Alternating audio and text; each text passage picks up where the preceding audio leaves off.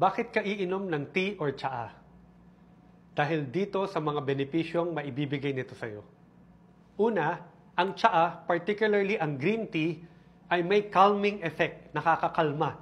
Dahil ito ay may amino acid na L-theanine, kung saan nakakatulong ito na kontrahin ang stimulant effect ng caffeine. So, mas masarap ang iyong tulog, mas mapayapa ang tulog sa green tea, at ito ay nakakatulong panglaban sa stress at anxiety.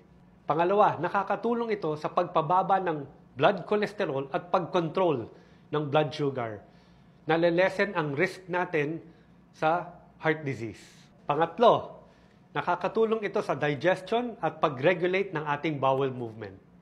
Pang-apat, ito rin ay nakakatulong sa gustong magbawas ng timbang or pampaseksi.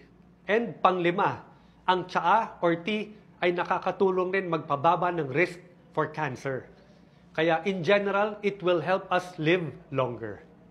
Kaya kung gusto mo ng more energy, stronger immunity, calmer mind, healthier heart, and longer life, simulan na ang pag-inom mo ng tea ngayon.